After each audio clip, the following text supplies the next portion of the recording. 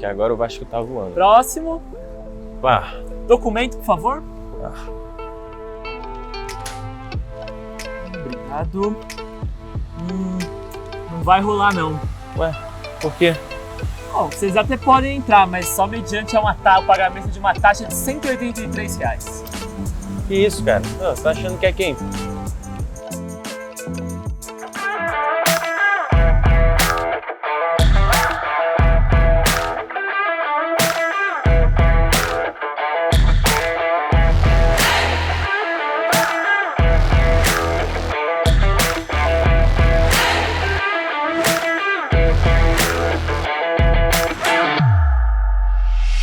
Como um péssimo segurança de balada, o nosso governo só cria dificuldades para permitir a entrada de produtos importados no Brasil.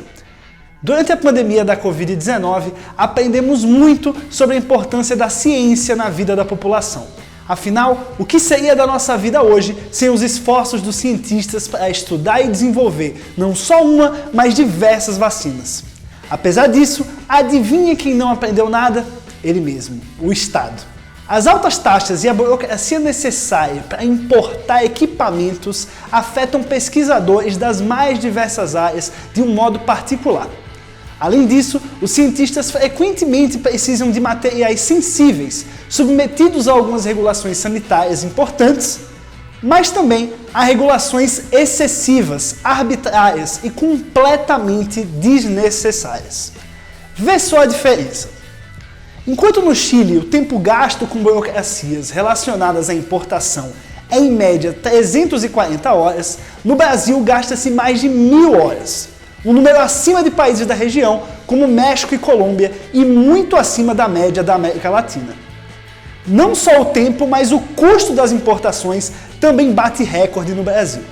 Em média, os produtos que chegam no Brasil acabam custando $183 a mais do que o valor original. A média da América Latina é de $148.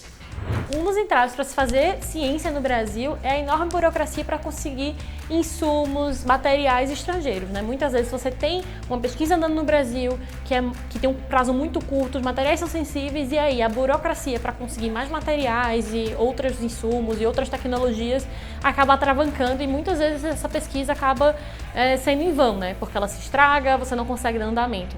E isso atravanca o desenvolvimento tecnológico do próprio Brasil.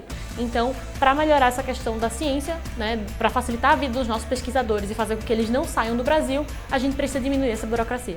Pesquisa científica, ela é realizada por pessoas, né? Prédio não faz pesquisa. E aí eu vou separar a pesquisa científica em dois grandes blocos de custo.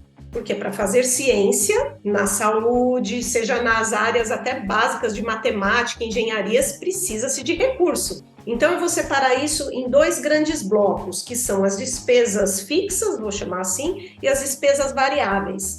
Então uma instituição, quando ela quer fazer pesquisa, uma instituição de saúde, ela tem que contratar o seu corpo de pesquisadores. Esse corpo de pesquisadores vão precisar ter ferramentas que gerem uma despesa fixa para essa instituição. Então, o que eu começo a ter? Eu começo a onerar a instituição que quer desenvolver pesquisa na área da saúde para benefício populacional, um primeiro custo altíssimo, que é o custo hoje em dia que a gente tem da contratação via CLT dessas pessoas. Principalmente porque são instituições filantrópicas que trabalham muito. Elas não podem ter artimanhas de vou contratar como pessoa jurídica, vou pagar RP, elas não podem fazer isso, de jeito nenhum. Cada tipo de pesquisa, às vezes, precisa de uma plataforma diferente. Essa plataforma custa, e ela custa, né? Ela pode até agregar, né, na questão de investimento da instituição, porque equipamento é investimento, melhora lá depois um balanço patrimonial da instituição sendo privada, mas ela precisa também de recursos para a manutenção deste equipamento. Então, a manutenção desta plataforma, ela é igualmente custosa e tem um custo fixo para mantê-la operando e operando com qualidade, porque pesquisa na área da saúde tem muito isso. E aí eu pago os impostos de tudo isso que vocês sabem muito melhor do que eu. E aí eu tenho, do outro lado, as despesas variáveis, que isso vai variar de acordo com a execução da pesquisa de cada pesquisador e o tipo de pesquisa. Então, muitos pesquisadores possuem metodologias que eles precisam comprar reagentes que não vendem no Brasil. A maioria dos reagentes em pesquisa muita coisa importado, e aí você começa a rechear do custo Brasil para importação. E aí eu vou falar de uma questão que não é custo também, porque é dinheiro, que é burocracia. Então, o pesquisador, por que eu falei dessa questão regulatória? Enquanto ele não tem essa fase regulatória finalizada e uma aprovação ética da sua pesquisa, ele não pode começar, ele não pode sequer importar um reagente. Ele até pode importar, mas ele precisa, primeiro, financiamento, e muitas vezes as instituições, como eu disse para você, como elas financiam a pesquisa? Na área da saúde. Elas arcam com custo fixo. Olha, eu te dou infraestrutura, eu estou pagando o salário do pesquisador, de um grupo de apoio administrativo, só que ele, para realizar a pesquisa dele, depois das instâncias regulatórias aprovadas, ele tem que buscar o financiamento dele, seja numa agência de fomento estadual, federal, com doadores. Ele não precisa esperar a aprovação regulatória para conseguir o dinheiro, mas ele vai fazer o quê? Ele vai comprar. É muito custoso em termos financeiros, porque a instituição está pagando ele, está pagando essas pessoas, as pessoas que têm que trabalhar, inclusive, para as questões regulatórias, tá? E aí começa uma segunda novela, né? Que é o pagamento de custos de importação, né? E custo de ICMS em cima dos produtos. A verdade é que todos esses entraves podem sim deixar de existir. É possível sim diminuir a burocracia e integrar o Brasil com o resto do mundo. Uma maneira prática de dar início a isso é através de acordos comerciais. Somente em 2017, o Estado brasileiro formalizou, por exemplo, o pedido para entrar oficialmente na OCDE, a Organização para a Cooperação e Desenvolvimento Econômico. Se trata de uma das maiores organizações internacionais que existem, com um total de 38 países, reunindo as economias mais avançadas do planeta, como Alemanha, Estados Unidos, Reino Unido e Canadá, além de países emergentes como Chile, México e Coreia do Sul. Seria a oportunidade perfeita para colocar o Brasil no mapa, mas desde o pedido, muito pouco avançou. A OCDE é frequentemente conhecida como o Clube dos Ricos, mas ela não é só isso.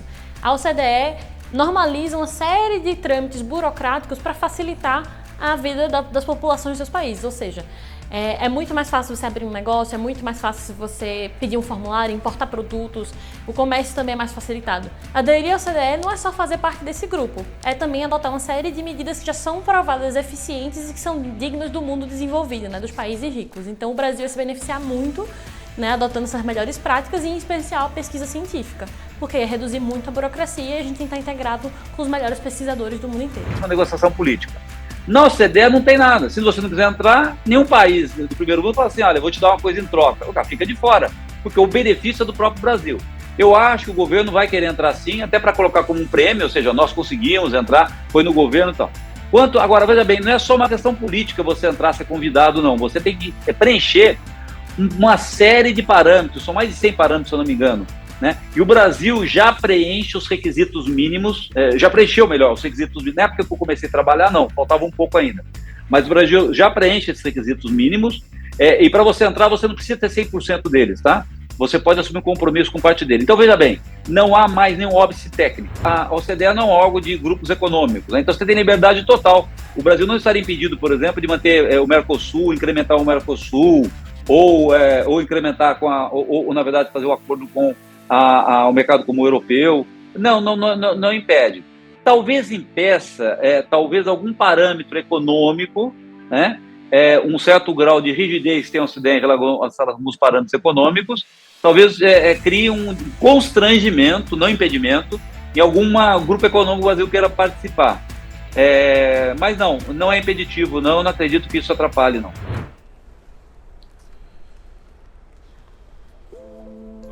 Aqui a taxa. Opa, valeu, certinho. Agora é só aguardar um pouquinho aqui. Ué, tá dando quanto tempo de espera aí, mais ou menos? Cara, mais ou menos umas 1000 horas, campeão. Que isso? Pô, tá maluco? 1000 horas? 1000 horas. Pô, irmão, você tá de sacanagem. Não, desculpa. Desde o início você tá com essa Calma que a gente pode resolver isso, cara. Tá vendo como é chato você ter burocracia, você ter taxa pra pagar, ter tempo de espera? Não dá, né, cara? Tem que mudar alguma coisa nesse país e você pode descobrir como acessando o card aqui em cima, cara, e conferindo a campanha do Livres pela abertura comercial. Curtiu? Então vamos lá, então.